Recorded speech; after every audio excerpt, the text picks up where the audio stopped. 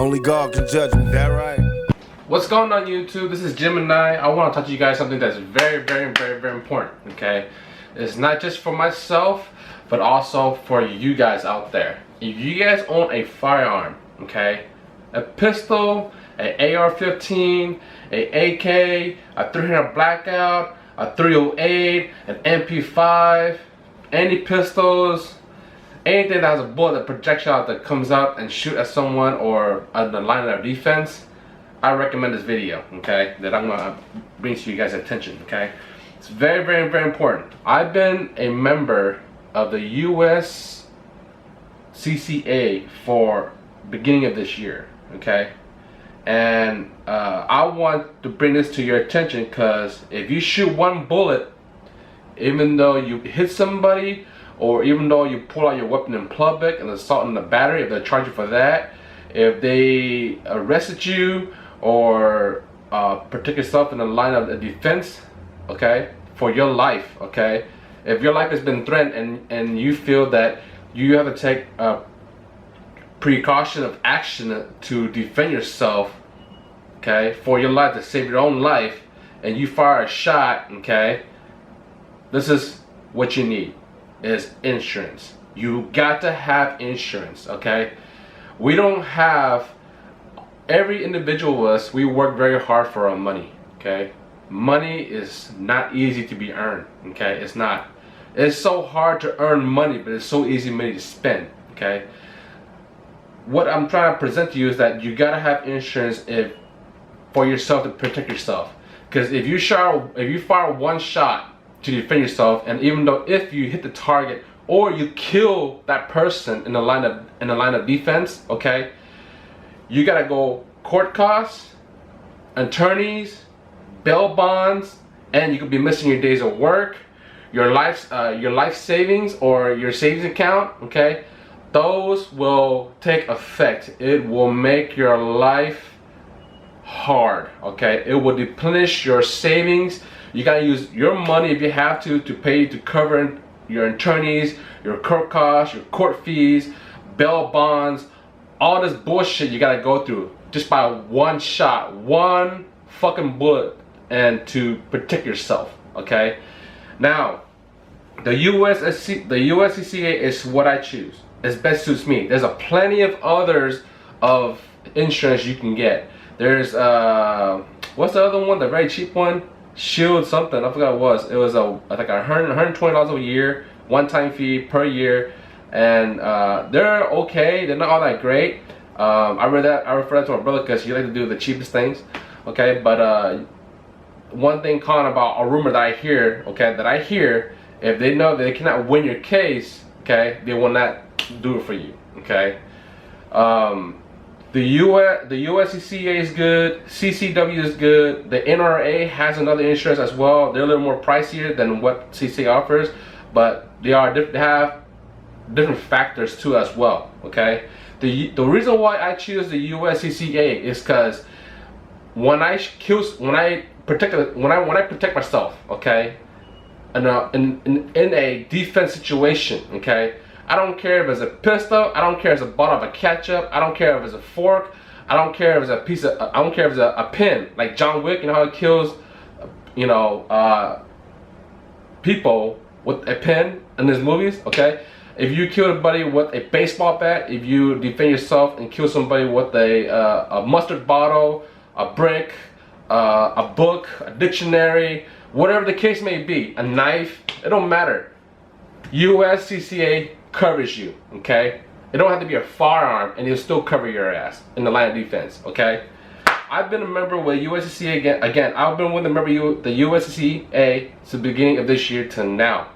The benefits of being with the USCCA is that not only they help you get your attorney fast as soon as the incident happens. You call them up, you explain what happens, they'll tell you what to say and not to say, okay? And they'll provide your attorney ASAP, okay? 2, they cover your bail bonds, your court costs, okay? The days that you're supposed to be working and you're supposed to be going to court, they will compensate you for that. Now, who the fuck does that? That's one awesome shit, okay? If you shoot somebody in the line of defense, okay, and most cases, okay, the police officers will take your gun away from you, okay? When they take away from you, they have to investigate who's right and who's wrong. And it could be a while before you even get your pistol back. If they for sure you cannot get your pistol back, the USCCA will reimburse up to $6,000 and sign you a check to get your new one. But I think it's better you have the receipt. You gotta have the receipt of your own firearm so they can reimburse you there, okay? So let's say I bought my camera for $3,000 or my knockoff for $5,500. It can reimburse up to $6,000, okay? And they will cut you a check, that way you get a replacement, okay? Who does that? I know the CCW don't do that. I know the NRA don't do that. USCCA does. That's the reason why I picked USCCA. You can call them, ask them about it, and they will tell you. And that's what they told me on the phone, okay? You will get a membership card. You will get this pamphlet. And that shows you all this, okay? You can fill this out if you want to. They give you a couple of stickers. Carry with confidence, right here. Carry with confidence. Tells you more information about them, okay? And as month progresses, they'll send these books to you too as well. That way you have something to enjoy to read. So I have one here, Conceal Carry. It shows you as a magazine about new firearms, holsters, the news, you know, things like that. So I got 1, 2, 3, 4. That's how long I've been with the CCA, the USCCA. They send these books like every 2-3 months. One book, okay? Enjoy. You can read them. I have them with me if I want to look at them. Okay. So membership wise, I have here on my iPad because I never remember all this shit because I have other things I gotta remember. Okay. The USCCA members gives you the concealed carry insurance and can't unlock power, legal protection, and so much more. The gold membership is $22 a month. Okay. And it tells you more details. $600,000 in legal protection and education and training benefits. And they have another one, it's called the Platinum membership, which is the very most popular. It's $30 a month. $1,150,000 in legal protection, including bail bonds and court costs. Okay. Elliott membership is $47 a month. $2,250,000 in legal protection, maximum education and training benefits, and more. Okay. I'm more the Elliott side. Okay. So you can choose which plan you want. Okay. When you shoot somebody in line of defense, okay, expect to have at least $50,000 or more to cover your ass, okay? Lawyers, bail bonds, court costs, that shit adds up every nickel and dime. This case can go up to a homicide if they claim it, okay? This case can go up to $100,000 just to clear your name. That way you get your freedom back, okay? You gotta think about this is when you shoot a bullet in a line of defense, you better have insurance to protect yourself. I don't have $10,000 laying around for emergency use. I don't have 50 grand laying around for emergency use. Do you? I don't think so, okay? Having insurance like this helps you a lot to get your freedom back. In the line of defense, you cover your ass, man. You gotta cover your ass, okay? And I'm supposed to be doing this this video here for you guys. I just totally forgot about it. I've been doing other videos, and I just popped in my head, hey, I forgot to do a video, guys, for concealed carry, everyday carry insurance. Okay. What else am I missing? I will add clips. Okay. More true real stories to this video, and I will add a long, huge clip after that. Why you should have more? Why you should have insurance? Okay. If you don't believe what I have to say and what I have, what I provide for you to say, nah, I don't need insurance and all that stuff, okay, keep watching this movie. You can fast forward on the video if you want to. I will add links to the website of the USCCA. I will add my Instagram, and I also add my Facebook link down below, okay?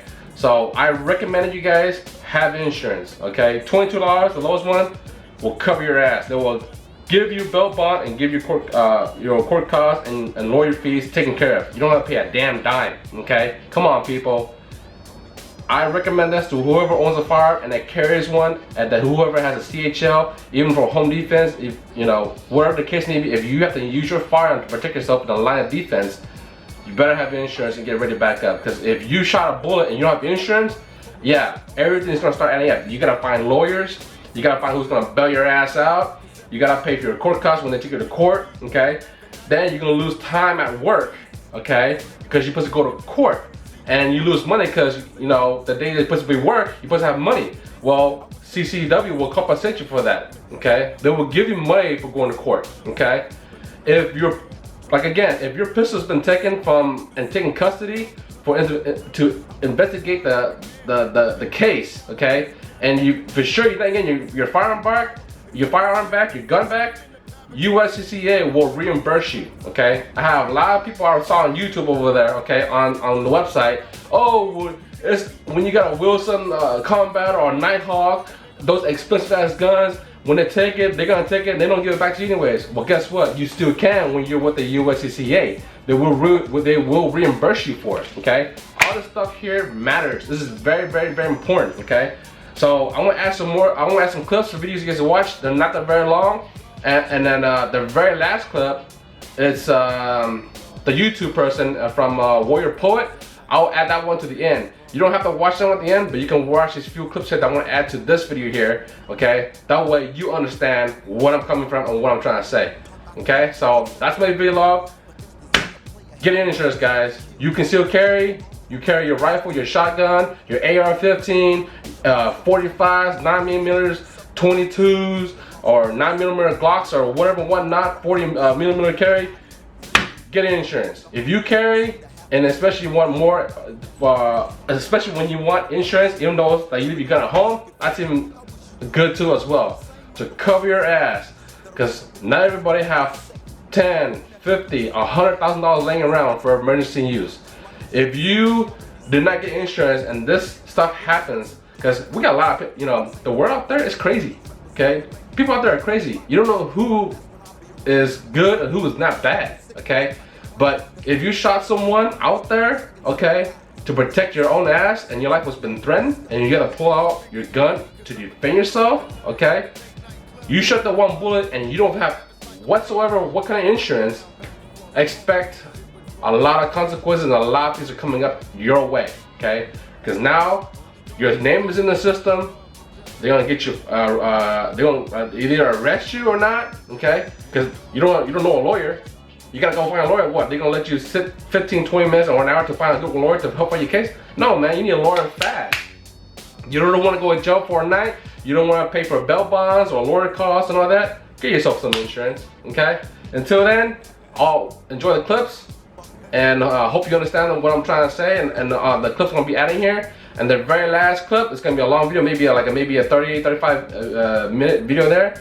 It will tell you why should you have insurance, okay? The first 3, 4 clips I will add here will show you true life, real stories, scenarios out there what happened if you didn't have insurance. If you did have insurance, I'm sorry, okay? Until then, thank you for watching. Give me a thumbs like, subscribe, and support my channel, okay? Till then, peace. To me, family is everything. My kids, they're like, say my heartbeat. My dad told me, hey, why you always carrying that? You ain't never needed all these years, you know. Did I say anything to David in regards to caring or not caring? Yes, I did. We had conversation in regards to it, and I was adamantly against it. The reason I felt that it wasn't necessary is because at this point in time in his life, he never needed it. I didn't feel that it was a necessity at that time. And you're like, you've been living for 32 years, son, and you haven't needed a firearm this long. You don't need one now. The weekend, I didn't carry it that weekend that he said that. But the weekend after, he had said the same thing. Like, man, why you carrying it, man? You know what I'm saying? Why you doing that? You didn't see last weekend, you was cool. You didn't need it last weekend. You gotta be prepared for anything at any time, anywhere.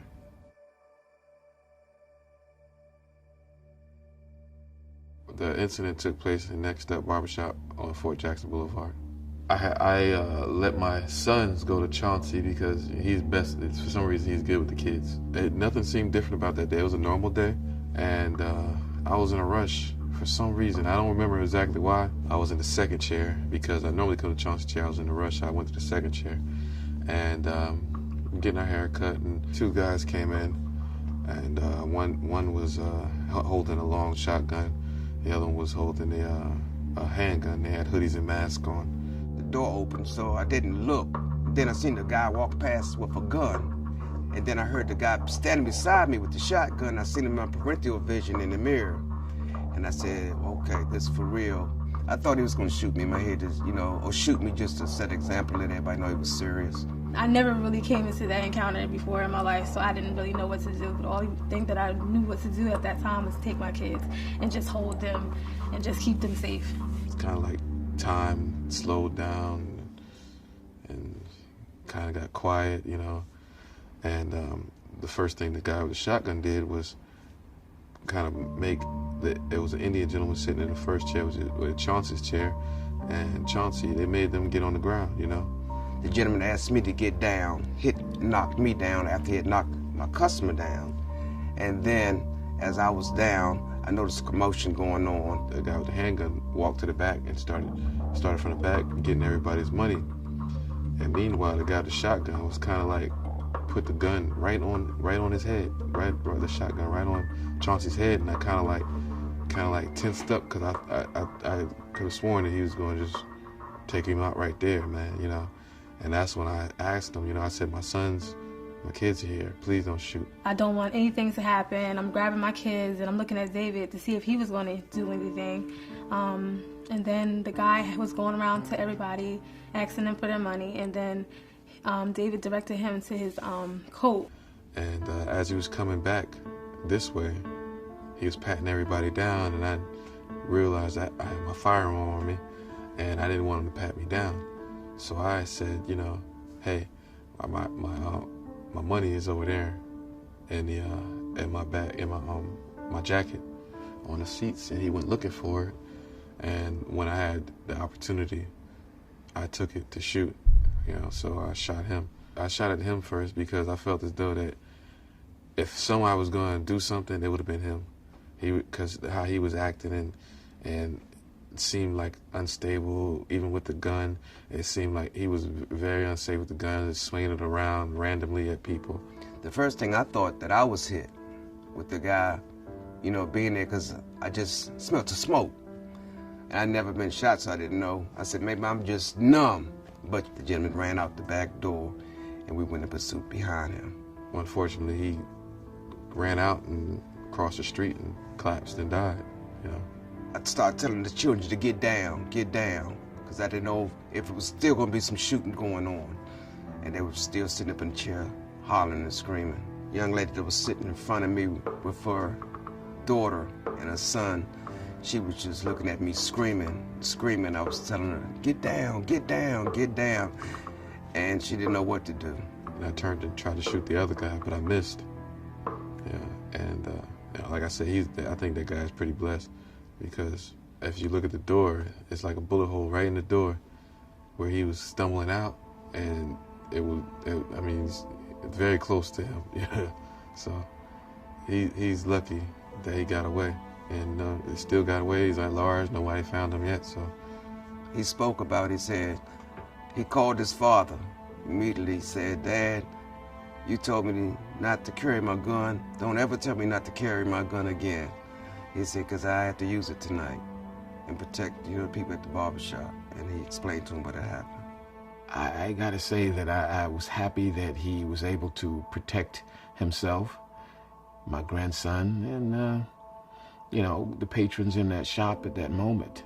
The way I feel about him carrying a gun now, after the incident, is there are certain times that when he's going certain places that I would feel comfortable if he had the weapon on him. Because there was an incident in a barbershop in Jersey where after the robber, had robbed everyone, he executed everybody. And we don't know.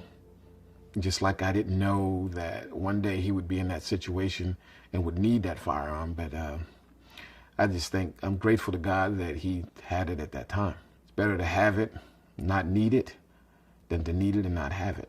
After it actually happened, I haven't left the house in like 3 months. And, I lost my job because of the fact that I wasn't going to work, because I was scared to leave the house, because I didn't know how to handle it. You know, I stayed up all night, couldn't sleep. I mean, kind of got emotional, cried a little bit, you know. Sometimes, like that, especially from the first part, when it first happened, you know, when I fall asleep, you know, and I dream about it, and you know, you see him come in, and right before you take the shot, I wake up, jump out my sleep, you know.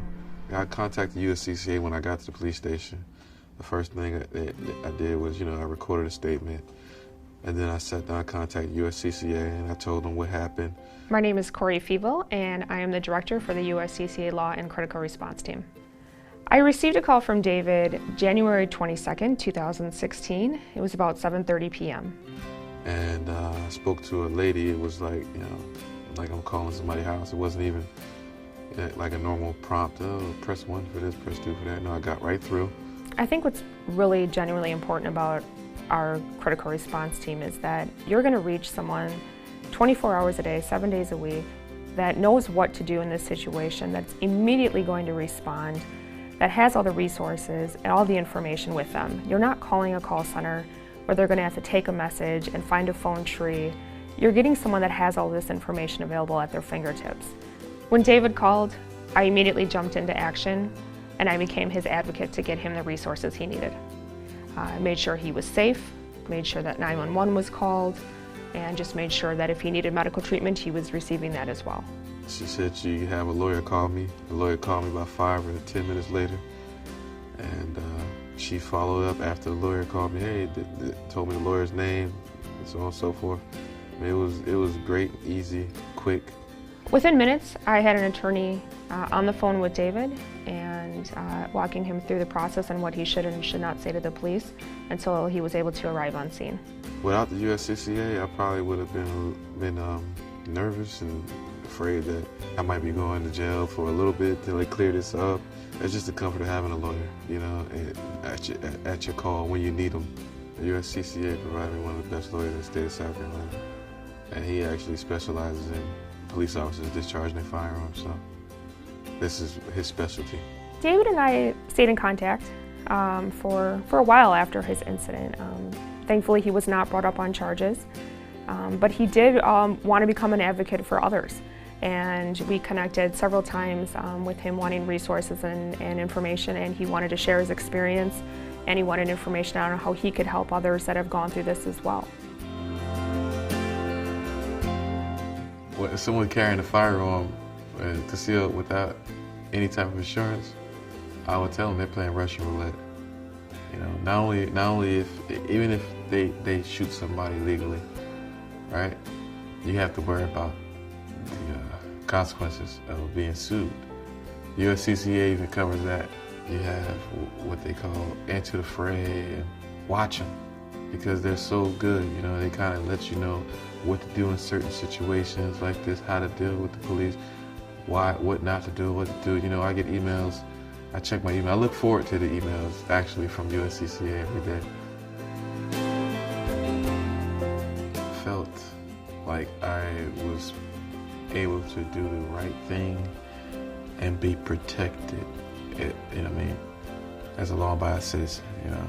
And if you're responsible and you do the right thing and a situation like that occurs, you should be able to defend yourself and not have to worry about going to jail or even spending the night in jail, or what am I going to do about a lawyer and such. And USCCA provides that for you.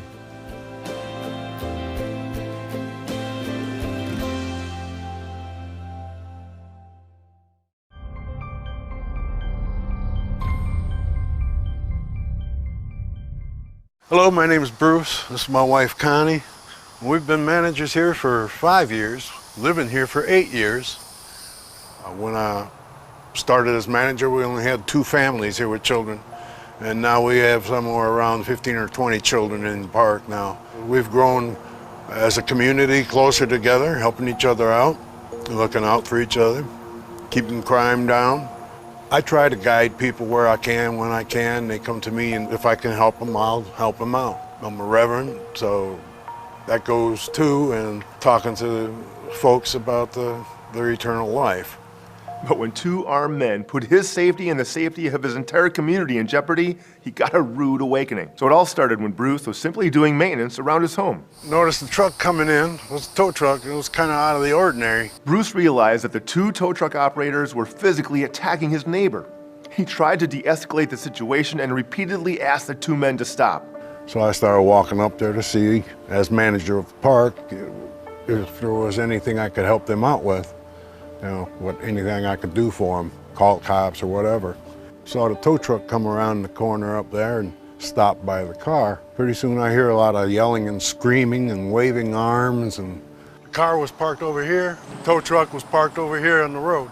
I was back there by that arch at the end of that other trailer back there.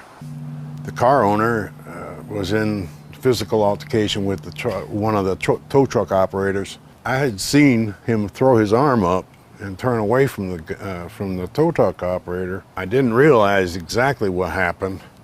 Next thing, the car owner yells at me to watch out. The tow truck operator stuck his hand in his pocket rather abruptly, looking at the car owner, and then he looked over at me, and I just had a gut feeling, just a knot in my stomach, and something was gonna go wrong real bad. I proceeded to protect myself, anticipated that he was reaching for a weapon, a gun, and I had brought mine out.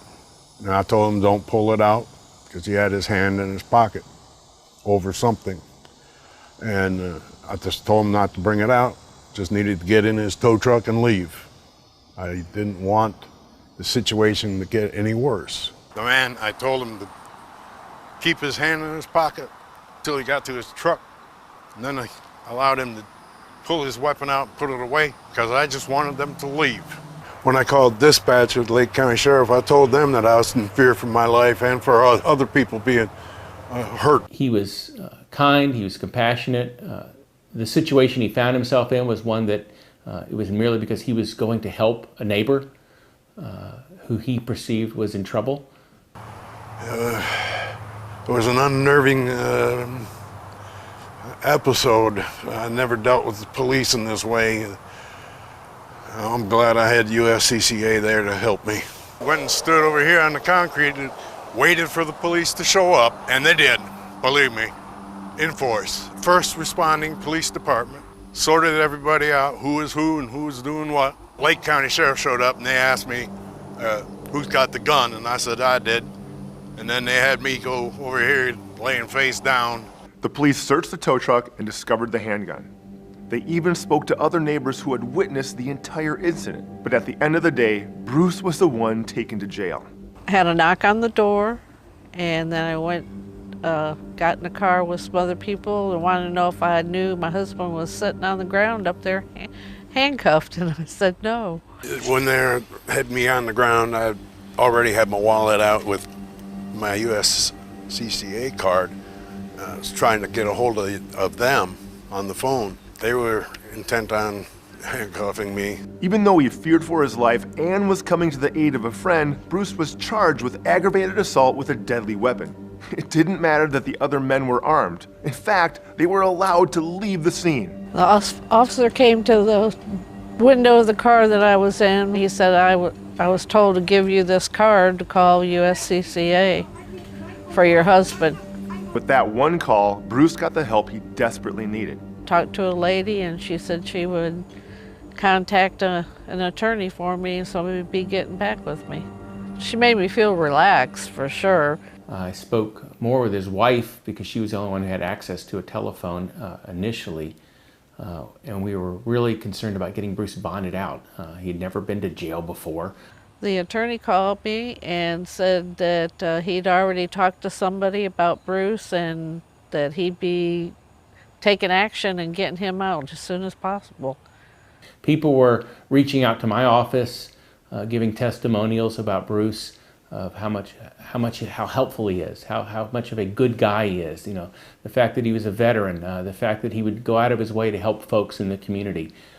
They really went out of their way to make sure I had the ammunition, no pun intended, that I needed to defend him he was a good guy and that I could tell the police that this is not the type of guy that would do what they were accusing him of. Getting that feedback from the community was instrumental in getting the case dismissed and having him exonerated of the charges.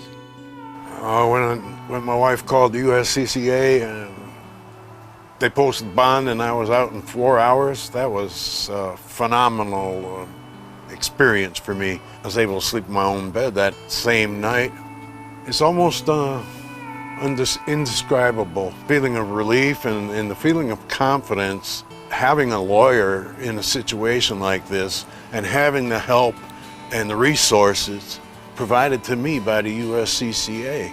It's absolutely necessary that a competent attorney gets involved immediately to steer the investigation, to interact with police, to make sure that there's ability, that bridge between the accused and law enforcement so that the communication can be had. I highly recommend the USCCA membership to anybody who's carrying a weapon. You leave home with your weapon, leave home with the USCCA in your...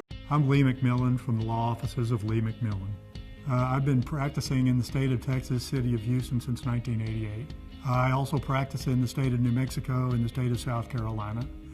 I'm admitted in the 10th Circuit Court of Appeals, the 5th Circuit Court of Appeals, and the United States Supreme Court.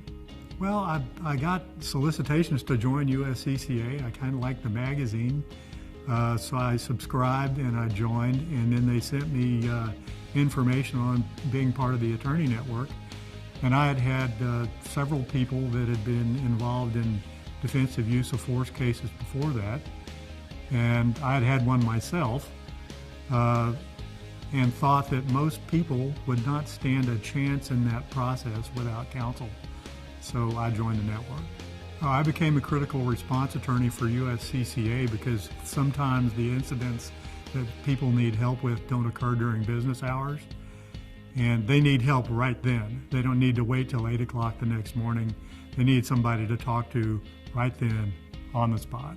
I don't think that most people have a clue what's going to happen after they pull the trigger. It's a very long process, and you're going to be insecure in your property, in your freedom, and in your future the entire time that it's pending. Without somebody to help you through that process, I think the result could be disastrous even for an innocent person. It is easier to self-incriminate by accident without a lawyer. A private defense lawyer will provide his own logistical support, and he'll have a much lower caseload. A public defender will have a very high caseload and have very little time to pay attention to any individual case. Nobody that knows how to defend a capital charge will do it for a deposit of less than about $50,000, and that's bare bones minimum. To put on a decent murder case, you're into six figures pretty easily. I recommend anybody that has a carry permit to be a member of USCCA. You need a legal defense that will give you your life back without having to mortgage your home, sacrifice your career, or lose everything, lose your life savings. I think they've been really fair to me. Oh, my experience with everybody I've talked to up there has been great.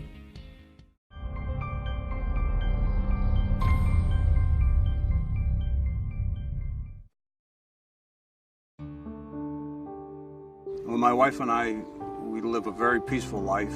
We're not poor and we're not rich. We're just an average, hardworking couple, and we enjoy the things that we have: our horse, our dogs, our home.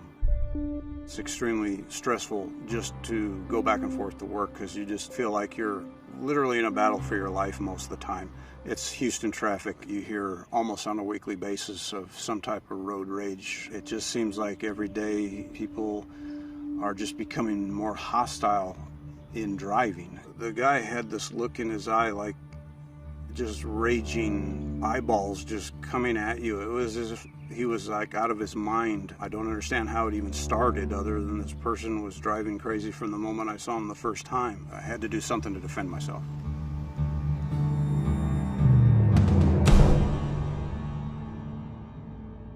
I decided to join USCCA after I had watched one of the videos of a fellow member and realized that I could be doing everything right and defending myself, and I could still be charged or end up in jail, even though I did the right thing.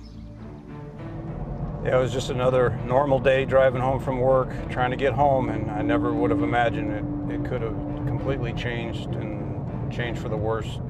And I like to stay over here in the left lane because there's a tremendous amount of subdivisions over to the right, and it always backs up over there. So I just automatically get over here, routine.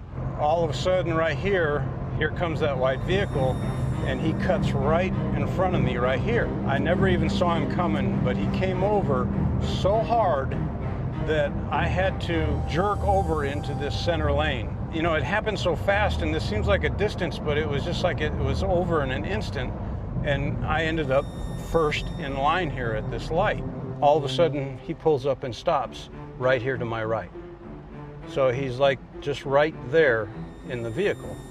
And he rolled his windows down, and he started yelling all these profanities at me and all that. And I just kept telling him, just go on, just go on. And he's calling me these words, and he's saying, come on, come on. And then he opens the door, and he's coming straight towards my window. He was probably within 2 steps away from my window, and he was in the motion of like he was going to come into the window, like crouching down, gonna come into my car.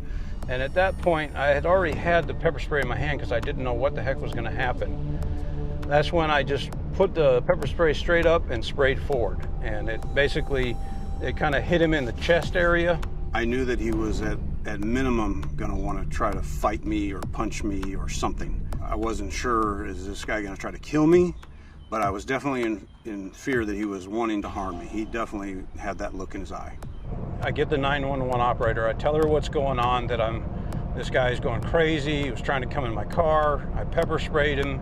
And at that point, I see him pulling up behind me. And I'm telling the operator, look, he's coming up behind me. I can't stay here. And so I take off, and she's like, well, you need to stop somewhere.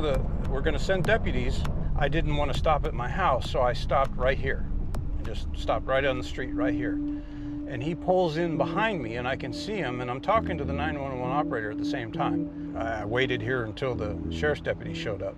The one deputy said, so you're saying he got out of the vehicle and came towards your car? And I said, yes, that's when I pepper sprayed him. He said, would you be willing to write a statement about that? And I said, yes, I would. And so I filled out a complete statement, but he finally comes back and he's writing out a citation. And I looked at him and I said, are you giving me a ticket? And he said, yes, I could be taking you to jail, but you're just getting a ticket. And I said, you mean I defend myself against some crazy road rage guy and I'm the one that's getting a ticket? I was just stunned. He said, yes, you have a story and he has a story and they're not the same story and there's no witnesses. He said, that's what I have to do. And I said, I understand. The USCCA acts as the member's advocate to get their life back to normal as soon as possible. In Brad's case, he wasn't sure what attorney to use, and we were able to connect him with attorney Matt Horick, who is a criminal defense attorney in his area. Attorney Horick had the skills and the specialty and the resources to help Brad in this case. So having worked at the DA's office and been a criminal defense attorney for the past 15 years, I live and breathe criminal defense. We know how to investigate any type of case that comes through. Well, when I heard his story, I thought that it was a very typical story of whoever calls the police first becomes the victim in the case. But after we discussed it further, I realized that the police just hadn't done a more thorough investigation to find out exactly what happened. Police make mistakes, and they're human beings just like everybody else. And there's nothing wrong with people making mistakes, but you don't charge people if they're not guilty. So after I got the citation, my mind was just going 1,000 miles an hour. I didn't even know what to think. As I pulled into the driveway, I remember I'm looking at my wife in the driveway up there, and I'm just thinking, you know, did I just defend myself and do what I thought was right, but I literally just may have cost us everything. When Brad came home that day, he was late, and I was just thinking, man, he got held up at the office. But when he got out of the car, he was pretty shaken, and I knew something strange had happened. We had just gotten the insurance not too long ago, and I thought, well, maybe they can at least advise you or get you in touch with a lawyer who can tell you, what's really up with this? And I said, well, I think that only has to do with you defending yourself with a gun. And I said, but hey, it doesn't hurt.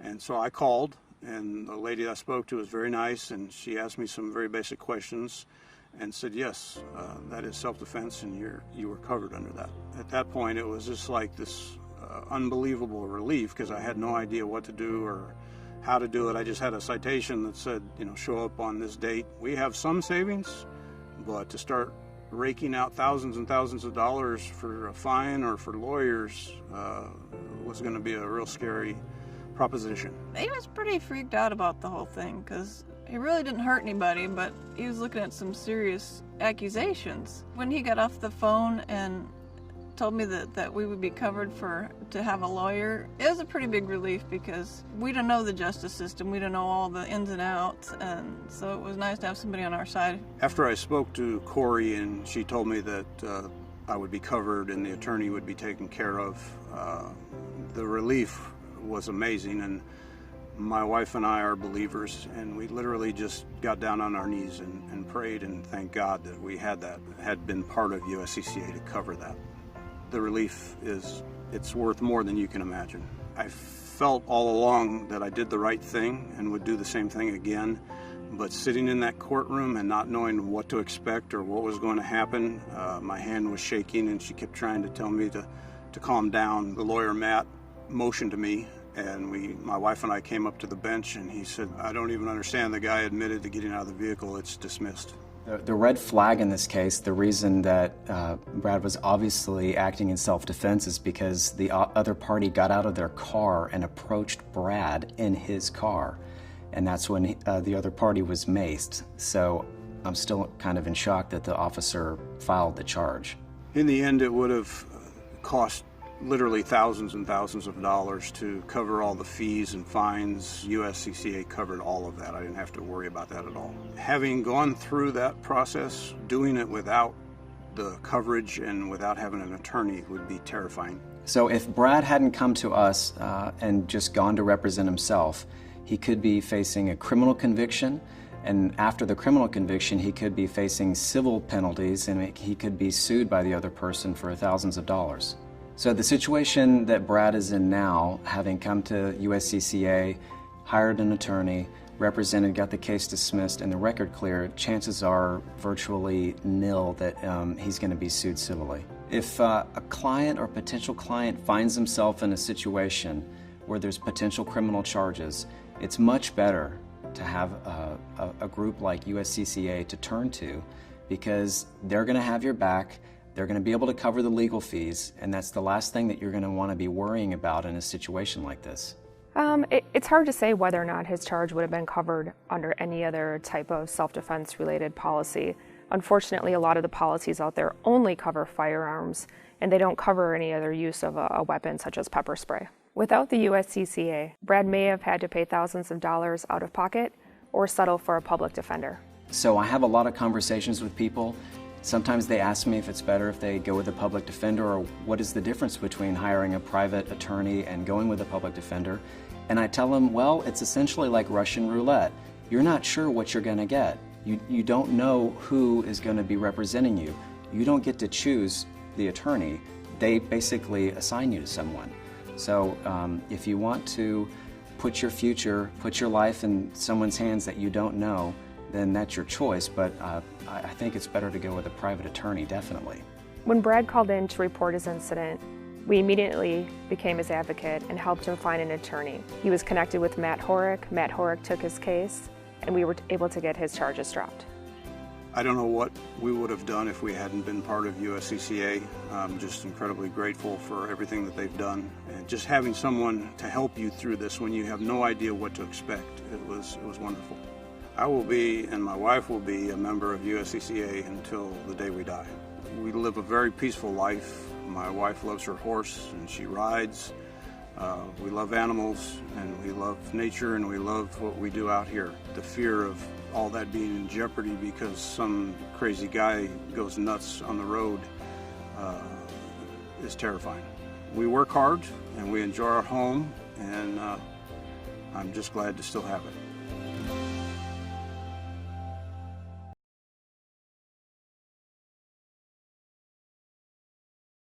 You will spend whatever it is you can bring to the table to avoid spending the rest of your life in prison. Man, lawyers are expensive. Wait, are you billing me for this? How much are you per minute?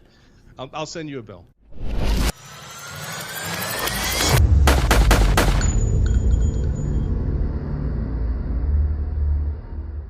All right, hey folks, a lot of you guys have asked me the question of, hey John, should I have carry insurance? And it's really a path that I've put off a little bit. I haven't really done the mental work there and checking out all the options. Seems like a good idea, but instead of me just leading you down that path, I'm not an expert at this type stuff, and insurance just kind of makes my eyes roll back in my head as I think about, man, just another piece of insurance. I pay an incredible amount in insurance, whether it's health or life or real estate, and it's kind of like adding one more piece of insurance. I feel like a little part of myself would die.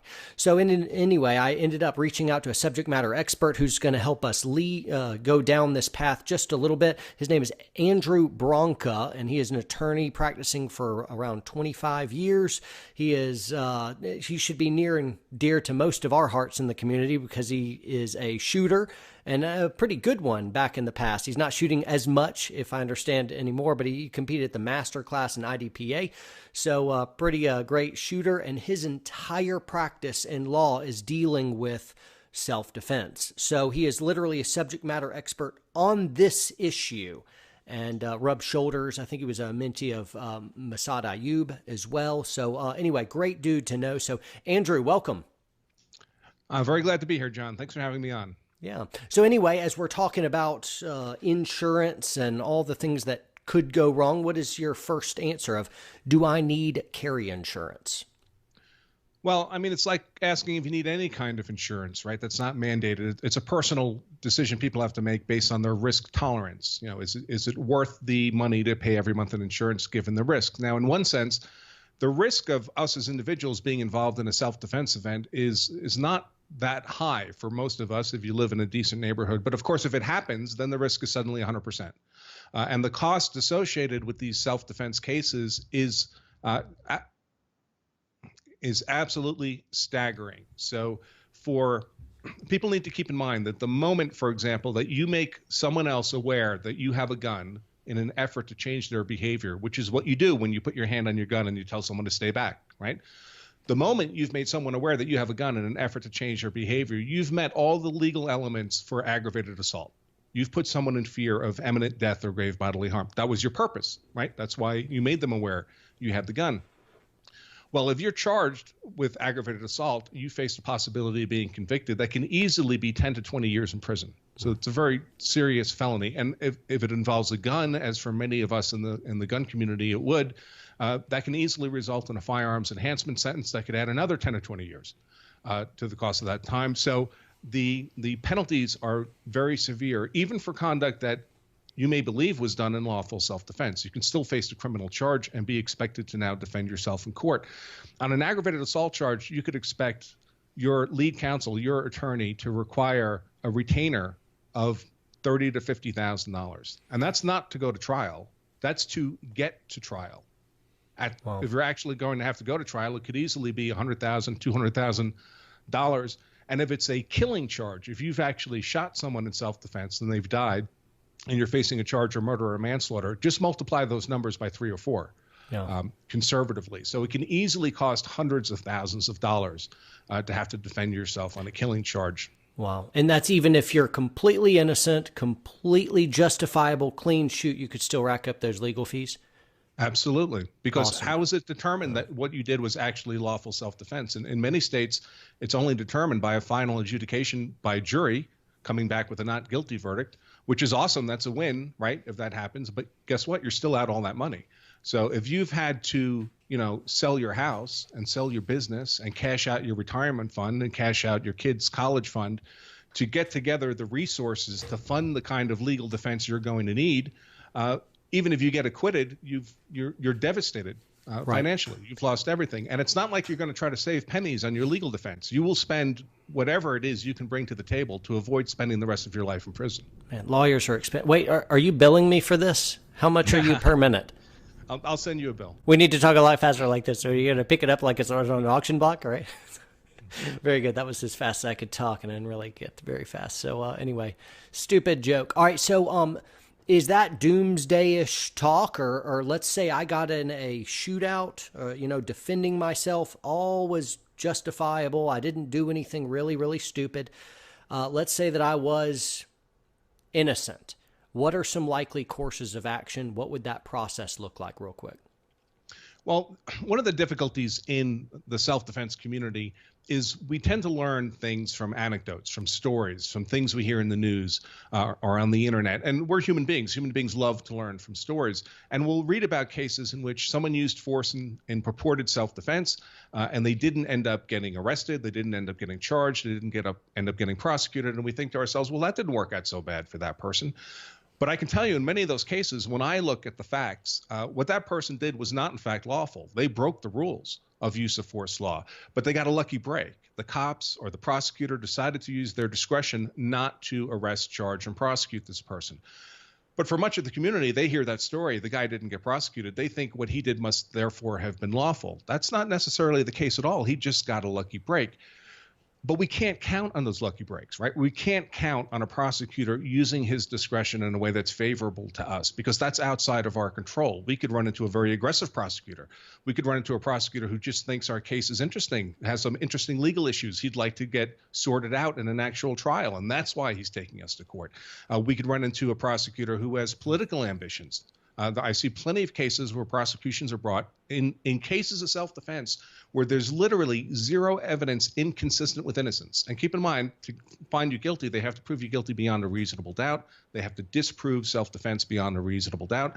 So there's no evidence inconsistent with innocence, and they bring the case to trial anyway for obviously political reasons. So my caution to people is always, don't put yourself in a position where you're vulnerable to that. Put yourself in a position where you're prepared for the best case scenario. After all, many of us carry guns around for personal protection. It's not because we think we're going to be able to talk that rapist out of raping us. It's because we're prepared for the worst case scenario. I think that's what the self-defense insurance puts you in that position as well, because now you're in a position where you can finance that legal defense if you need to. So insurance may be a good idea for the individual based on two things. One is prove your innocence, keep you out of jail, and two, to help mitigate the astronomical legal fees that will accumulate whether you are guilty or whether you are innocent. It's going to be very expensive, and it could financially ruin you without. Is right. that? And there's another factor here as well that I think many people might not realize, and that is, when prosecutors don't like to bring cases to trial that look like they're going to be hard to win. They like to bring cases to trial that look like they're going to be easy to win. Most prosecutors' offices have conviction rates of trial in excess of 90%, federal level in excess of 95%. Well, that's not just because they're great lawyers, although many of them are. It's because they get to choose the cases they take to trial. It's like if a sports team could choose the teams it was going to play, they'd have a 90% win rate too. So when a prosecutor is looking at your case, it's not just a matter of the law and the facts. It's also a function of, well, what kind of resources can this guy bring to bear that's going to complicate my ability to get a conviction? And I consult on plenty of cases where my typical consultation delivery is a very extensive expert report on the legal issues in the case, and they drop this expert report on the prosecutor's desk, and he's like, holy cow, how many lawyers do you have working on this case? Right. That's intimidating. Sure. Whereas if they know you don't have resources, they know you only are going to be able to scrape together $30,000 for a legal defense. Well, that's not going to be much of a legal defense. That looks like a much easier case to win. If they know you have several $100,000 in insurance to fund your legal defense, well, you're a pretty well-resourced defendant at that point. Gotcha. So it's hedging against getting a lawsuit in the first place. It's a factor in their decision-making of whether or not they want to take you to trial in the first place. You look tougher to win. Very good. Yeah. So for the common man, insurance, good idea. It's a must-have, a should-have, or you could possibly get by without it. Do you have it? I do, but first of all, I should disclose up front that I've worked with a number of these insurance companies, so I have relationships with many of them. I used to be on USCCA's legal advisory board. I'm no longer doing that, but I am currently partnered with CCW Safe, and we're working on a few projects together. And as part of that partnership, they provide me with their version of self-defense insurance. So I'm covered by CCW Safe, but it's I don't explicitly pay for it. They just gave it to me. Fair as enough. part of the partnership. So I just want to put that up on the table. And I've worked with a number of these, the other groups as well. So that all that just in full disclosure. That's what. And now I forget. Oh, so should it be absolutely required? I think it's probably a good idea if you can afford it, but it's not the most important thing. The most important thing, for one, is to be able to defend yourself in the physical fight. All this legal stuff is very important. I spent my whole career working on it, but nothing's more important than being positioned to win the physical fight. If you don't win the physical fight, everything else is rather less pressing, right? Sure. So you have to win that first, which means you have to have expended the resources already to be armed or learn how to defend yourself and be safe with a gun and all that practical stuff to win the physical fight. The next step, in my mind, once you're comfortable where you are there, is know what the legal rules are. Self-defense insurance is not a get-out-of-jail card. It doesn't turn something that wasn't lawful self-defense into lawful self-defense. It's not alchemy. All it does is pay your legal bills. If it turns out that and most people like us who get jammed up on a use of force charge and a conviction, it's not because they acted out of malice. It's because they acted out of ignorance. And I don't mean that in a derogatory sense. I mean it in a technical sense. They were technically ignorant of where the legal boundary was. Right. Or even worse in our community, most subjects, when someone walks into a classroom and you're going to teach them something, they start at basically zero knowledge and you try to get them to 100% of the knowledge the class is supposed to teach. Unfortunately, in our community, when it comes to use of force law, most people aren't at zero. They're at like negative 20. Right. Because they've learned so much stuff that's wrong, that's not true, that they believe to be true. And then they conduct themselves consistent with that misknowledge, and it turns out their use of force was not lawful self-defense. And if that's the case, self-defense insurance is not going to keep you out of jail. Great. It'll just pay your legal bills on the way to jail. That's very comforting. Great. So what I want to get into is, hey, how much does this all cost? And can you point us in the right direction of what are the key companies and what you would kind of try to push us to? So I'd like to go there and ask that question. But before I get there, what are some kind of examples of anecdotal wisdom that's floating out there through just different narratives that get passed around that you would see, yeah, it looks lawful, but man, if somebody pushed you on that, you would get a pretty big bloody nose from that, or just maybe some myths out there. Can you speak to any of that? Wow. Well, there's tens of thousands of ways that people screw this process up. And the truth is that self-defense law is not complicated. There's 5 elements to a self-defense claim. That's it. Like there's 4 rules of gun safety. There's only 5 components to a claim of self-defense. It's not hard to know. Unfortunately, if you don't know it, it's not hard to make a mistake. I actually do a weekly show every week where we have a case of the week, where I take a case that's happened where people made poor decisions in self-defense, and they find 100 different ways to do it. Typically, for example, one of the requirements of self-defense is that you were not the aggressor in the fight. You did not start the confrontation. And people often assume that means they can't have been the physical aggressor. They can't have thrown the first punch. And that's true. You can't have thrown the first punch. You would lose self-defense. But almost any conduct, even otherwise perfectly lawful conduct that can be reasonably foreseeable leading to a fight, like having an argument with someone over a parking space in a parking lot, if that leads to a fight, that otherwise lawful conduct could qualify as provocation sufficient to strip you of self-defense as a justification for your use of force because you contributed to the fight happening. Right. So there's 1,000 examples like that. It's people live in a stand your ground state, which under normal circumstances means there's no legal duty to retreat before you can use force in self-defense. That's about 36 of the states. The large majority of states are stand your ground states. And people think, well, that means I don't have to retreat before I use force in self-defense. That's what it sounds like. But you can still get jammed up by not retreating because what the prosecutor can argue to the jury is not that you had a legal duty to retreat, because you don't, but he can argue to the jury, sure, this defendant had no legal duty to retreat, but he could have, and a reasonable person would have, and therefore his conduct is legally unreasonable, and you should deny him self-defense because conduct in self-defense has to be reasonable. So it's a backdoor way of attacking your failure to safely retreat from the fight, even though you don't explicitly have a legal duty to back away from the fight. Gotcha. So every one of those 5 elements has those kinds of vulnerabilities in them. Most of what we teach is we teach people what those 5 elements are, we show them where they are in their state's laws, and then we explain to them the various methods by which people jam themselves up by getting those elements violated and therefore losing self-defense and making themselves an easy target for conviction. Here, man, I got so much I want to ask you. So here's another on-the-spot question, but how much faith do you have in our judicial process? I was speaking to a lawyer friend who was helping us out, and he says, man, there's not a lot scarier than being judged by a jury of your peers.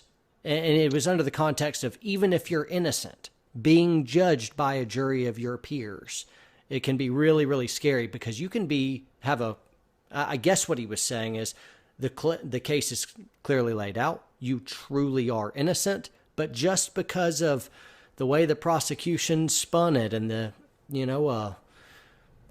jury, you could still end up in really, really big trouble. What do you think? Yeah, absolutely. Oh. If I put you in front of a jury, there's at least a 10% chance you're getting convicted. And I don't care if you're the most innocent client who's ever come into my office. Really? Because Awesome. there's a lot of ways that trials can go sideways. There's decision-making by the prosecution. Maybe you're not dealing with an ethical prosecutor. I hate to say that, but there are unethical prosecutors out there who will, if not just bend the rules, but break the rules, will hide exculpatory evidence, for example, from the defense, will bring charges that have absolutely no merit on the law, but they're just hoping if they bring enough charges, the jury will agree to settle on one of them rather than have to continue deliberating another day. Wow. The judge can make outrageous decisions about what kind of evidence is allowed into the case or not allowed into the case. And those evidentiary decisions, remember, the evidence is what the jury bases their verdict on. So if they don't see a piece of evidence, it doesn't exist for legal purposes. Right. So if exculpatory evidence is excluded from the trial, the jury never sees it. If they never see it, they're going to make a decision on other evidence that was admitted into the trial, and that verdict could be a guilty verdict. And when it comes to juries themselves, I mean, most of us know people who've tried to get out of jury duty, right? Right. Who do you think that leaves in the jury pool? And there's this phrase we've all heard called jury selection. Well, I can assure you, lawyers don't select your jury. Okay, we don't select a jury. If we selected a jury, we'd win every case. We have a modest ability to deselect individual jurors, but we're largely stuck with the jury pool that community gives to us. And if we get a crappy jury pool, that's where your jury's coming from. Wow. So those are all common ways in which cases can go badly sideways. The last thing in the world you want to do is, I caution people about this, because one of the things, the phrases I like to share with people is, the moment you get involved in that physical confrontation, you've just incurred two risks you were not incurring a moment before. A greater than zero risk of dying, because you could lose that physical fight. I don't care how good you are, things could go sideways. And a greater than zero risk of going to jail for the rest of your life, because you could be as innocent as driven snow and still be found guilty in a court of law. Yep. You can't get those risks down to zero. Now, we train in self-defense because we try to get the risk in the physical fight as close to zero as possible. Right. I teach people self-defense law because I'm trying to get the risk of losing the legal fight as small as possible. But it's never zero. It Right. could happen. The worst case could happen. And I tell people to think to themselves, under what circumstances, if you did lose a legal fight and you got sentenced to 20 years in prison, under what circumstances on the last day of that 20th year would you be able to look in the mirror and say, you know what, it was still worth it? Right. I would still press that trigger again. And there are circumstances that are worth it, right? The life of your wife, the life of your kids, your own life. After that, it gets to be a pretty short list of Sure. things I'd be willing to go to jail for 20 years for. Right. So just a cautionary tale. And I have plenty of people that go through my classes or they read my book, and they'll email me afterwards and say, oh my God, I'm so scared now of the legal process. I've decided not to carry a gun. And that's not what I'm trying to encourage people to do. I carry a gun. I've carried a gun every day of my adult life for personal protection. What the important gun? thing is, currently I'm carrying a SIG 320. Okay. All right. So- Keep going. Just wondering. With an RMR on it. All Because right. I can't see anymore because my eyes are bad. Sorry, You that can't was see an that front important side of the aside. You know I had to Yeah. interrupt you there. I mean, obviously. Sure. All right, keep going. So I'm certainly not trying to encourage people not to carry guns. I do myself. I think people need to be prepared for self-defense. And if that horrible day comes when you do have to use force against another human being because they've compelled you to do that, you want to be able to win that physical fight. But you don't want to do it in such a way that you've won the physical fight only to spend much of the rest of your life in prison. You want to know what the rules are to make yourself hard to convict. One of our phrases here at Law of Self-Defense is you carry a gun so you're hard to kill. Know the law so you're hard to convict. That doesn't mean learn some legal tricks. We don't teach tricks. It means know where the legal boundaries are, because once you know where they are, it's not that hard to stay well within them and make yourself look like a hard target for a prosecutor while still being able to effectively defend yourself and your family. Right. Great. What's this stuff cost? Give me a range, and then we'll talk about what's out there and how I can navigate and figure out what I need to get and what folks tuning in may need to look at for themselves. This stuff in terms of the self-defense insurance? Yeah. What am I looking at per month? So it varies. Typically, every one of these companies offers several levels of plans, usually anywhere from $25 to $50 a month would be a pretty typical range. They're actually quite difficult to compare to each other because every one of these companies offers a different basket of products and services. So they're not really directly comparable. They vary a lot in the things they cover. Like some will cover a trial but not an appeal. Others will cover both. Some of them will cover your bail, others won't. But there are general characteristics I use to describe to people the plans, to at least be able to identify plans I would not encourage people to get. Okay. And those general characteristics are, these are characteristics to avoid, okay? Or I could reverse them and say to apply. But any one of these programs that's entirely or largely a reimbursement program, if you're acquitted, is totally useless as far as I'm concerned. Because if they're only going to reimburse you after the fact, that means you still don't have the resources to actually fund your legal defense. Good point. It's like somebody saying, well, we'll give you an army after you've won the war. No, you need the army to win the war. You need that money to get acquitted. And there's a huge difference between a $30,000 legal defense and a $300,000 legal defense. So if you're stuck with your own limited resources, and by the way, what's their incentive, this reimbursement type plans? Their incentive is actually for you to get convicted. Because if you get convicted, they don't have to reimburse you. Wow. So it's in their interest that you not get acquitted. If you get acquitted, they have to pay you all your legal expenses. I don't know about you, but when I partner with someone, I prefer that our interests be aligned rather than be contradictory to each other. Yeah.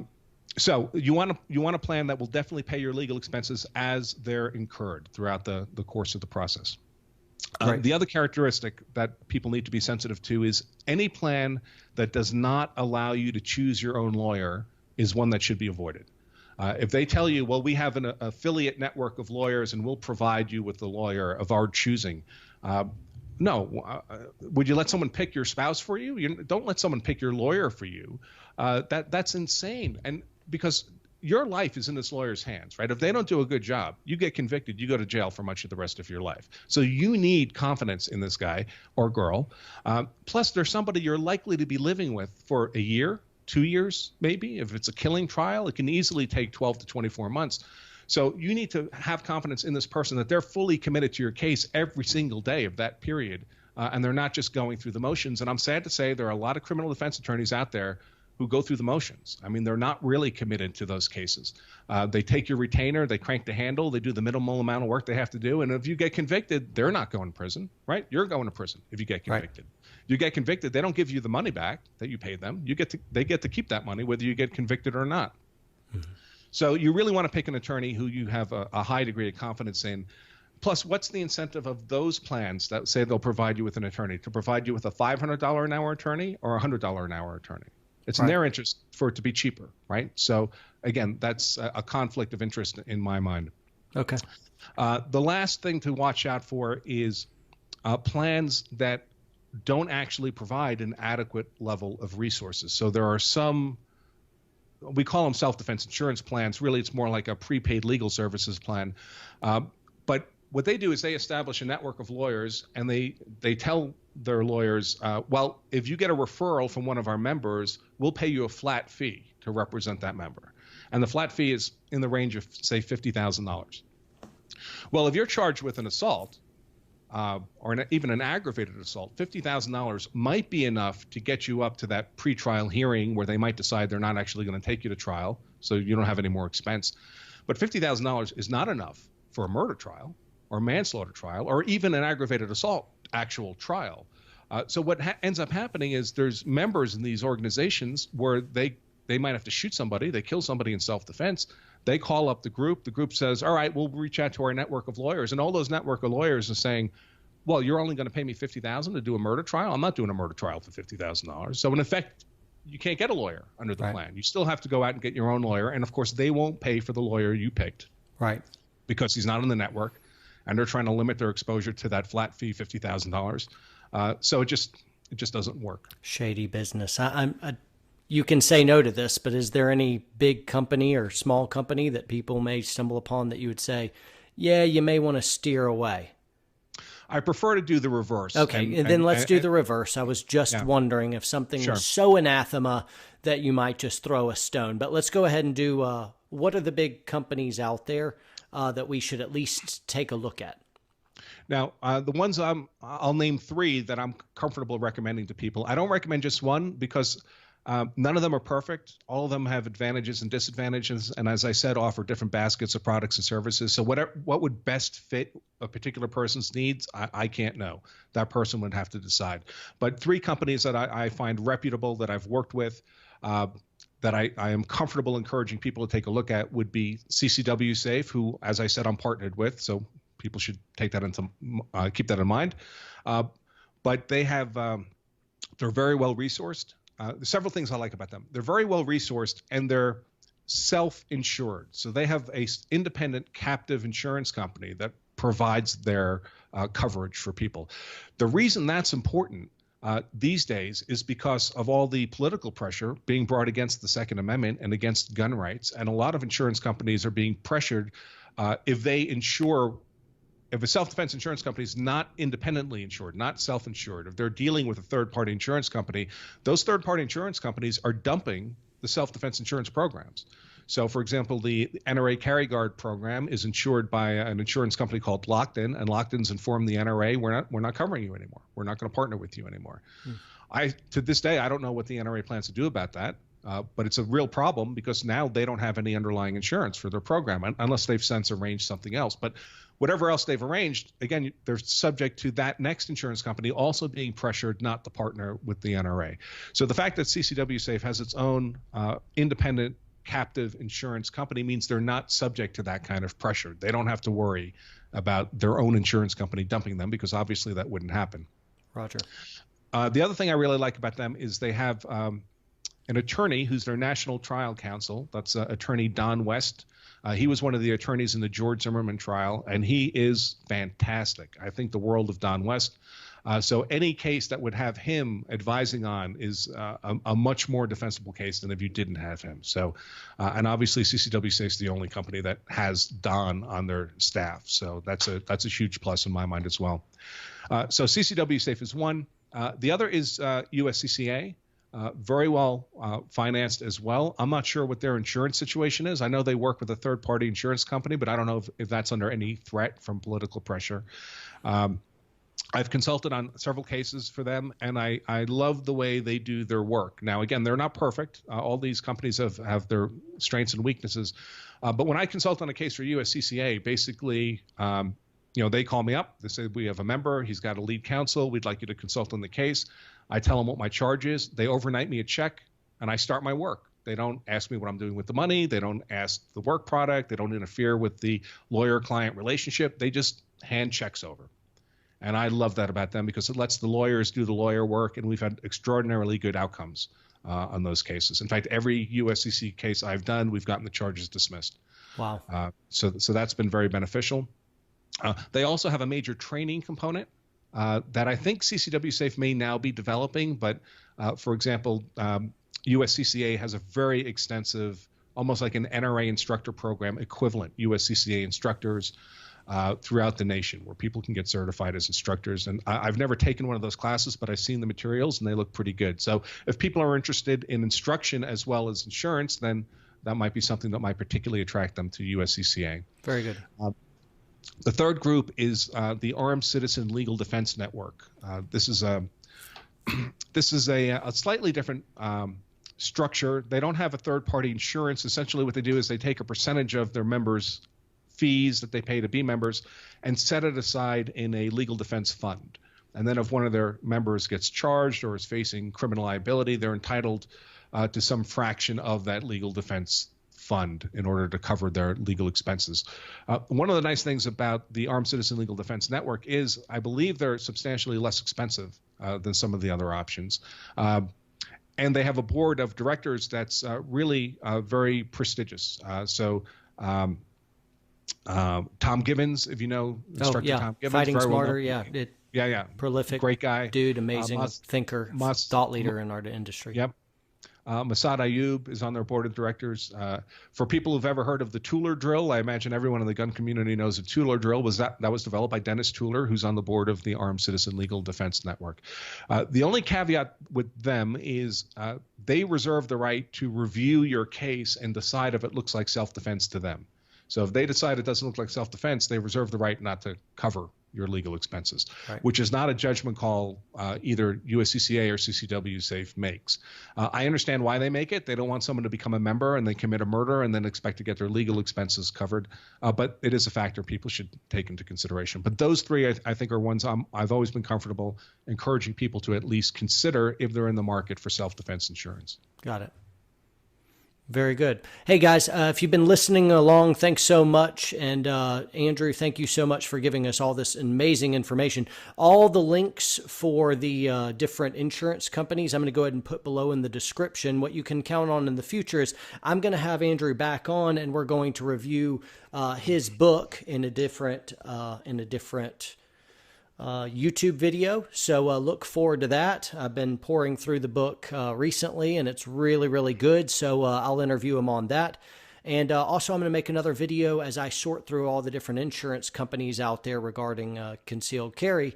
I'm going to make a determination on what I get, and I'll go ahead and let you guys know what I went with and why. So that's what you guys can look forward to in the future. Make sure you subscribe to this channel. And Andrew, you have places where you're putting out free content as well for folks. Where can we find you other than getting your book? Right. So for purposes of self-defense insurance, if people are familiar with Recoil magazine, they just did a very nice article with lots of details on these different policies. So if people are interested in the details, I would encourage them to take a look at that. And they can access that by pointing their browser to lawofselfdefense.com/recoil. I don't have anything to do with Recoil magazine. That's just a short, easy to remember URL that I set up to redirect people to their site. In terms of free content from us at Law of Self-Defense, we do a weekly show every week where we examine some self-defense case and explore the legal issues. It's totally free. People can access that at lawofselfdefense.com/show. We have a Patreon page where we have lots of free content as well as premium paid content. And we have free samples of all the paid stuff so people can get a sense of what they get if they do become a patron. Gotcha. And if they do become a patron, even at $5 a month, they can get a free copy of that book you just held up, The Law of Self-Defense, 3rd edition, as our thanks to them for becoming a patron. And they can learn more about that at lawofselfdefense.com/Patreon. Very good. Hey, thanks so much for being with us. Please be very, very gentle when you invoice me for this. Yeah. It's been an absolute pleasure, John. Fantastic. Thanks so much. Hey, Warrior Poets, train hard, train smart, and get some good insurance and protection, because winning the fight's just seemingly the start of the battle, isn't it? All right, yes, guys. Sir. Take it easy.